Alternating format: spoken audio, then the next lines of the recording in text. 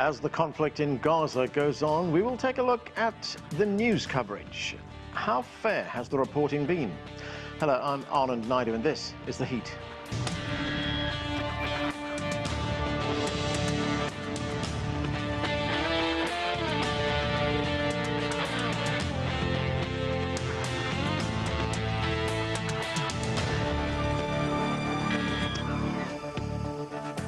It's a cliche that the first casualty of war is the truth, but cliches exist and endlessly repeated because they are often true. Many critics have accused Western media of taking Israel's side in the conflict. Today we pose the question, is Western media biased? Well, to help us answer that question, let's bring in our panelists. Here in Washington, D.C., Imani is Associate Professor at the School of Media and Public Affairs at George Washington University. From Silver Spring in Maryland, Joseph Williams is a former senior editor at U.S. News and World Report. Saeed is Associate Professor of Near East and Asian Studies and Global Ties at Wayne State University. He joins us from Detroit. And from New York, Erin Mattei is host of The Pushback with Erin Mattei. That's at the Grayzone. Welcome to all of you. Erin Mattei, I want to start with an opinion piece that was written on the Al Jazeera website. I'm going to quote you a little bit of that piece. And it said, here's the direct quote. It said, Western news organizations have repeatedly published unsubstantiated claims, told one side of the story, and glossed over violence selectively to justify Israel's violation of international law and shield it from scrutiny. What do you make of that characterization? Is it fair, or is it perhaps a bit too much of a generalization? No, I totally agree. If anything, I think it's being too generous to the U.S. media, which has just published blatant propaganda from the start. There's no doubt that atrocities were committed by Palestinian militants on October 7th, but the Israeli government clearly was not content to just leave it there. They manufactured claims about dozens of beheaded babies, gruesome stories about a fetus being cut out of the womb, and U.S. media and U.S. politicians have repeated these stories and declined to fact check them even now, even though the Israeli media has done a very good job of debunking them. And that is extended over to the claims made to justify Israel's mass murder campaign in Gaza. Take all the attempts around Al-Shifa Hospital mid-November, when Israel was preparing to launch an unprecedented attack on Gaza's largest hospital and many other hospitals as well. And U.S. media was used to launder these lies that there was a vast Hamas command complex underneath the hospital. New York Times printing the claims of U.S. and Israeli intelligence officials as if they were confirmed facts and not lies. And after the fact, we got reports in the Washington Post, way too late, that actually there was no evidence to support these claims. Just this week, the New York Times has admitted, yes, there's not actually evidence to support Israel's claims, but that's long after the damage has been done. Yeah, the reason, Erin, I asked whether this was too much of a generalization, because there are some Western media, I mean, if we take Channel 4 in Britain, or we take individual reporters working here for CNN, I mean, they've done sterling work to try and bring the Palestinian story to us, haven't they? That's true. Channel 4, for example, recently fact-checked the claims of Israel that UNRWA, the UN Agency for Palestinian Refugees, was compromised because a handful of staffers took part in October 7th. And Channel 4 received Israel's so-called dossier of intelligence on this and pointed out there was no evidence. So fair enough. I stand corrected. There have been some laudable exceptions. But overall, the tone of the coverage does not reflect the reality of what I think can be credibly called a genocide inside Gaza. And you see, for example, in the headlines in the New York Times, the BBC, they remove Israel's role in killing Palestinians. So they'll say things like, Palestinians die in attack, in shelling. They don't say who committed the attack, who killed these people. It's Israel. Yeah, I want to get back to some of those specific points you raised, but a little bit later in the show. But Imani, you know, the assignment to cover a war for any reporter is a very difficult assignment. I mean, mistakes do happen. We hear about the fog of war, etc. But that piece by Al Jazeera points out that mistakes only seem to happen on one side. Western media often publish stories about Palestinians dying by accident, or they say they were killed by missiles launched by militants in Gaza. We had that in the opening weeks of this conflict, when there was one of the first incidents of where a number of people were killed was blamed on Palestinian militants. I mean, what is your view on the coverage? And I mean, can we justifiably accuse Western media of misrepresenting what is happening on the ground? We absolutely can. And as the previous panelist mentioned so eloquently, which is true, is that there's a clear bias, and there's been a clear bias in Western media towards the Palestinian cause for self-determination long before October 7th. And what I think we really need to understand is how we place our current conflict into a larger historical context, and realizing that Palestinians have been erased, their humanity has been dissolved over the last 75 plus years. And when you have that sort of dehumanization, it makes sense in 2024 that we see Western media continuing the propaganda tools to make sure that the world will view Palestinians as anything less than human, therefore making the current genocide not only plausible, but in some really twisted way, their own fault and their own doing as a result of Hamas's actions on October 7th. And so it's really important that we understand this larger historical context when we're having these current everyday conversations and seeing what the Western media has done. But they've been doing this for decades. And I think that's really important for the audience to understand. And as we're having this conversation, to realize that this just doesn't happen with the current conflict. It's been happening for a very long time. Joseph Williams, Aaron Mete raised an important point just a moment ago when he was talking about the words that are used, how these stories are reported, the context that it needs, etc. And language is very important, as you no doubt are aware, when it comes to reporting a story, especially a story like this, like the Israeli onslaught on Gaza. I mean, let's look at one example, and this is an example which has been repeated across many, many media platforms. Israelis are killed, Palestinians have died. I mean, you can see the difference in the way that is phrased. The Guardian newspaper also reported that Palestinians, quote, dehydrate to death as clean water runs out. They don't tell us anything about who cut the water off or the context. I mean, the context of that is the fact that the Israeli defense minister telegraphed this right at the outset of the war. He said, we're going to cut off water supplies, food, fuel, electricity. He said that right at the beginning. But when those things are omitted, does it distort a news consumer's perception of what is going on? Well, it absolutely does, particularly when we're some 3,000, 4,000, 5,000 miles away from where the conflict is actually happening. And I think that what has been said already is very, very salient to this point, which is the fact that we are reporting it from a cultural bias and from a bias where war to us on other shores is kind of normal, where normalized, I think, is a better word, where there's the enemy of our allies, and then there's the enemy who perpetrates acts against our allies, and that's usually the prism through which American journalists see these conflicts. I mean, what comes to mind most readily is Vietnam, where there were reports of Vietnamese people who were killed as opposed to Americans killing Vietnamese troops. I think that two things will happen in a historical context. The first is that over the long run, over the course of history, we will find out exactly what happened. We're not finding it out right now, and there are a couple of reasons for that. But we will find out what happened, and I think we'll turn back and regret the fact that our first drafts of history were so inaccurate. But the other thing that I kind of want to point out is the fact that, contrary to what happened in Iraq and Afghanistan, there has been very limited access by journalists into the conflict in Palestine, especially from the perspective of the Israeli troops. Now, in Iraq and Afghanistan, you had reporters who were embedded with forces going into the war zones. You had people who were actually on the ground reporting. Now, a lot of times that was at the behest of the military to try to make them look good or try to get their message back to the folks back home. But at the very least, you had journalists observing things with their own eyes. Now, here, the Israeli army has very much restricted access to the war zone, I think in part to control the message that gets out. And I think that we're a lot journalists are a lot easier to relate to people when they see them from a distance, and we understand historically that the country involved in a conflict has been our allies. We're more likely to judge that. And again, this is nothing new, but I think that's something that history will have us regret in the end.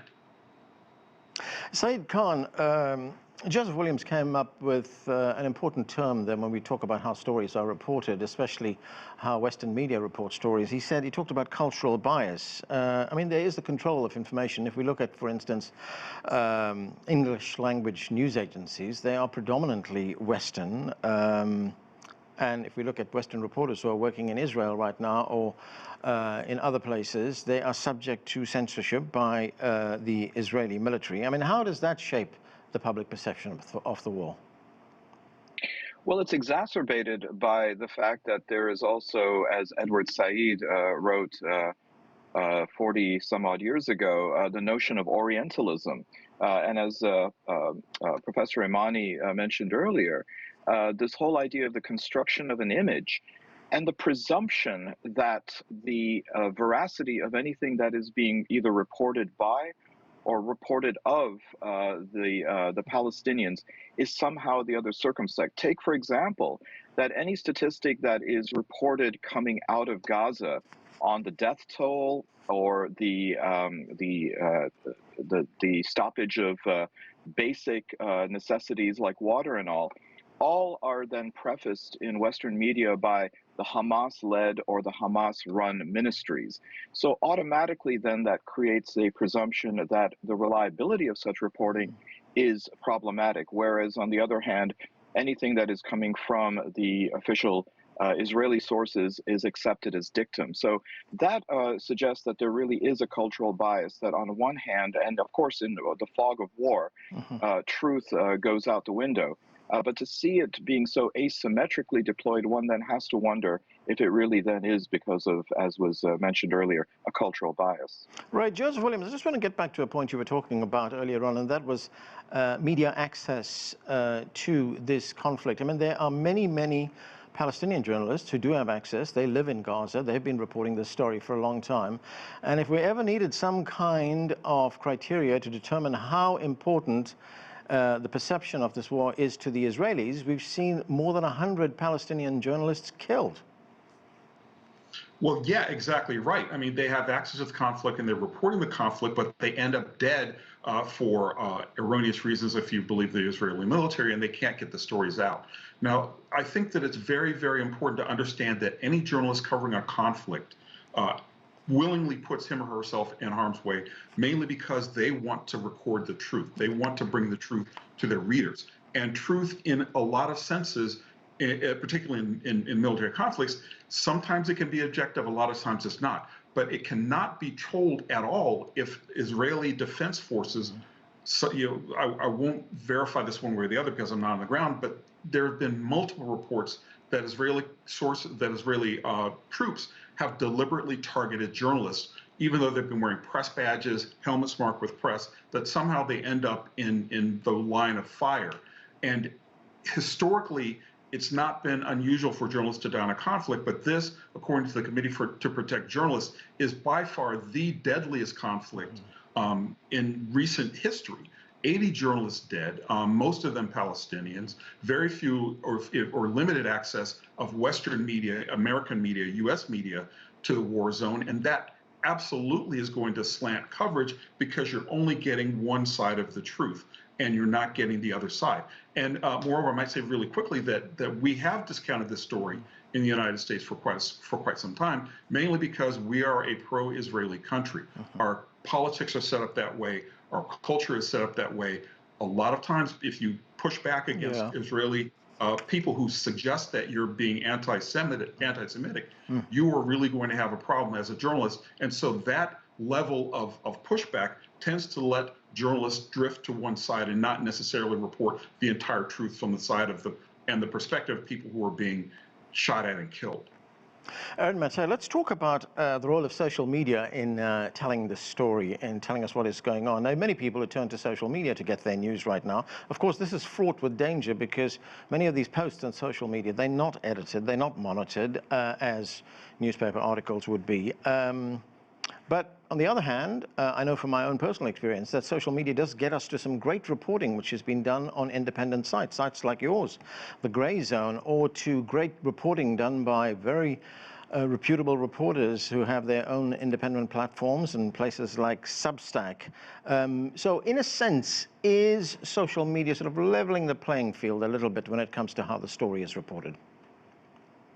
I think it is. You know, an example of accountability came when the Israeli government account, or an account associated with the Israeli government, was forced to delete a tweet that contained some images that were not from the Gaza conflict. I believe the images were from a conflict in Europe, not inside Israel-Palestine.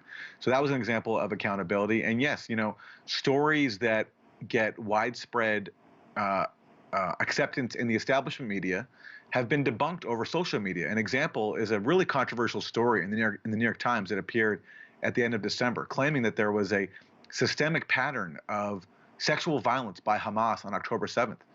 And the evidence laid out in the story did not support its conclusions. And myself and my colleagues at the Grayzone, other sites like the Electronic Intifada and Mondo Weiss pointed out the glaring problems with these stories. The purported witnesses were making claims that were not backed up by any evidence whatsoever.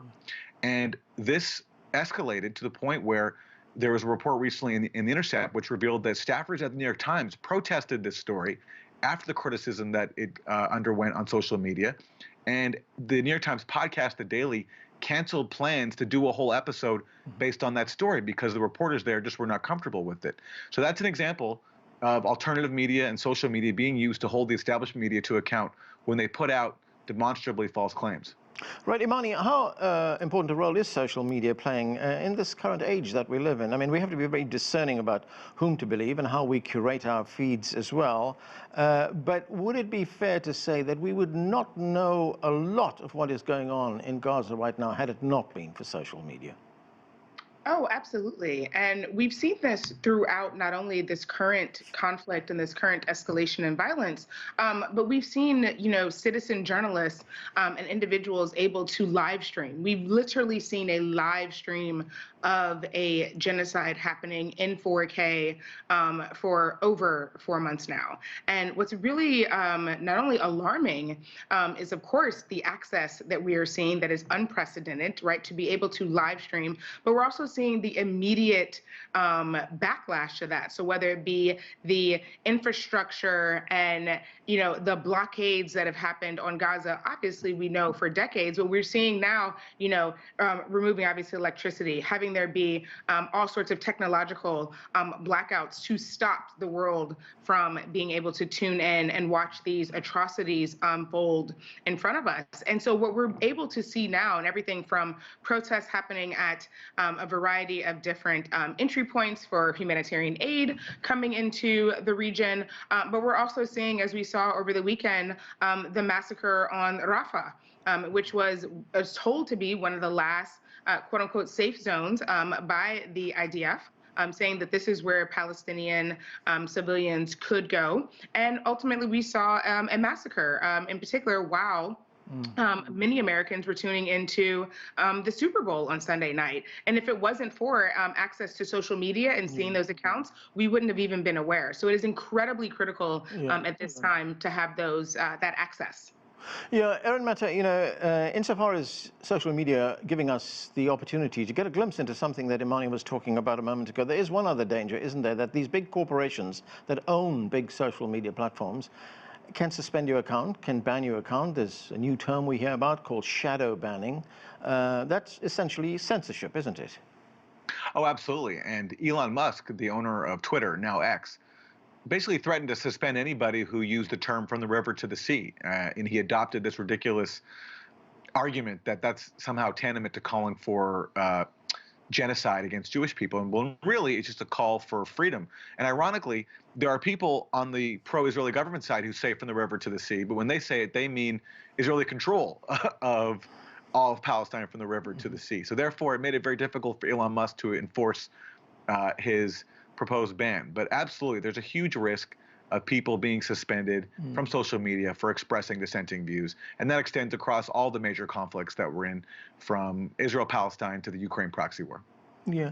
Saeed, it's distressing that we see very often the eagerness of the media, the Western media, to report the Israeli narrative without carrying out any kind of due diligence. I mean, if we look at a very recent example. It was Israel telling the world that there were a few members of UNRWA, which is the aid organization, the UN aid organization, which has been operating in the occupied territories for decades. But you know, the media just simply reported this, repeated what Israel was saying without carrying out any kind of checking on whether this is true. We subsequently learned, as Aaron pointed out as well, that questions were asked. Was this true? Where's the evidence? No evidence was forthcoming, yet major donors acted on this statement and cut off funding, vital funding to the Palestinians. I mean, what do you make of that?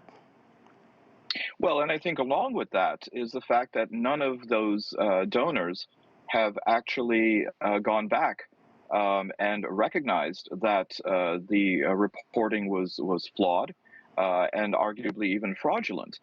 This could be a very easy fix where these countries go ahead and resume their funding. On top of that, they don't actually even have to go through UNRWA. They could simply directly support the Palestinian people if that's what they so chose to do. But the impact of this then, as you can see, takes on an exponential level of adverse consequence, particularly in a situation which is so precarious, and particularly when there are so few opportunities for humanitarian aid to reach. But it's not only that, it's also the selective reporting of what would otherwise be considered monumentally newsworthy items, for example, the proceedings at the International Criminal Courts of Justice at The Hague. It was awful to see that Western media outlets were completely silent, practically when it came to covering it, especially live. Now, of course, in the United States, it was beginning at 3:30 in the morning, but some of us would have certainly benefited from being able to see it. But all of the major outlets, whether it was CNN, BBC, Sky, the networks, were completely quiet about this. BBC did cover a little bit of the Israeli case on the second day, but no one covered the South African case live. That seems to be more than just coincidence. Aaron, there was one particularly egregious case of journalists reporting that, you mentioned part of it, of babies being beheaded on October 7th when Hamas carried out its attacks. President Biden said that he had actually seen pictures of the beheaded babies. Let's watch a bit of that. I never really thought that I would see and have confirmed pictures of terrorists beheading children. And then we had CNN report that story, and we have the clip from CNN. Let's watch it. We have some really disturbing new information out of Israel. The Israeli Prime Minister's spokesman just confirmed babies and toddlers were found with their heads decapitated. So I should say, Aaron, that CNN did subsequently issue a correction, and the reporter who made those comments actually posted on Twitter that it was a mistake, it was incorrect, and she corrected the record. Even the White House subsequently walked back the initial report. But was the damage already done? Oh, absolutely. CNN took at face value the claims of the Israeli government as confirmation. What kind of a person who calls himself a journalist hears a government say something, especially such a serious allegation of such an atrocity in the midst of a war, and parrots it as truth? I mean, they were acting as outright stenographers. At least in Biden's defense, politicians lie. That's what they do. And Biden especially has a career of telling false tales. These are journalists parroting a claim of an Israeli government. And when the Israeli government lies about such a consequential allegation, the question should become, what else are they lying about? And rather than just apologizing one time for being a stenographer, they should apply that scrutiny to every single other claim made by the Israeli government. And if they did, they'd point out that the claim about the beheaded babies was far from the only lie. Well, Saeed, we're looking at some headlines right now on the screen. I mean, we see, the distortion of the way this story is reported. Imani, many of the directives on how the Gaza story is reported in major Western media organizations come from high up. Decisions are made at the executive level. But as the Guardian carried a long piece on how the Gaza story is being reported, and it pointed out that there are journalists, reporters, there are editors at the coalface, people who are working every day at these organizations who are pushing back. They are saying they don't want their credibility to be sacrificed. I mean, should we be seeing a lot more of that? We should. We definitely haven't seen enough. There have been a number of individuals who, whether they be journalists, politicians, a number of politicians who, in particular, U.S. Different diplomats who have walked away from their posts saying that they could not be complicit in this conflict, in this war that we're seeing. But journalists have the responsibility. We are the truth tellers. And it is responsibility when you take on that role. And what we're seeing is, despite all of the evidence that we have, all of the propaganda, to make these blatant claims, as you just showed in the clips, about beheaded babies that were clearly false, and then to walk it back on Twitter just is not enough. And it hasn't been enough, and they'll continue to do it. And so, it is important that we have these types of conversations where we're going on the record and letting everyone know not only what we're seeing is calling it what it is, which is genocide. I'm so proud, to have spent my formative years in South Africa to see that they were able to go to the International Criminal Court. And it's just really important that we take a stand. Joseph, I've just got about a minute left, but looking at the coverage of this and coverage of stories like this in recent years, it wasn't always like this, was it? I mean, we think about decades ago when some of the world's best journalists, the name Seymour Hersh comes to mind, covering the Vietnam War. We had the My Lai massacre, the Pentagon Papers. We had Watergate. What's changed? Corporate control of media, profits, media driven by clicks, citizen journalists who foment propaganda. I mean, a lot has changed. The entire landscape has changed. Things are way different. We have a whole bastion of choices to make, but we tend to go back to the brands that we know. We tend to go back to CNN, MSNBC, what have you. Corporate journalism is not doing the public many favors. That said, I will point out there are very many journalists who are doing sterling work, who are pushing back. The New York Times, I recall, there was a lot of pushback, internal conflict. But you also have to say that this is not just restricted to the soil in Palestine.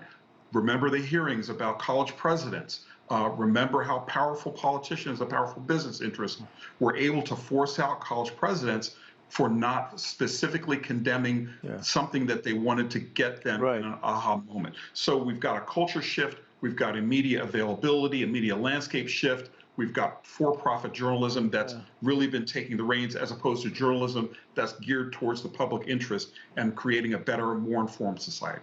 Okay, that is where we have to leave it. Thank you to all of you for being with us on the show. That's it for this edition of The Heat. I'm Anand Naidu in Washington, D.C.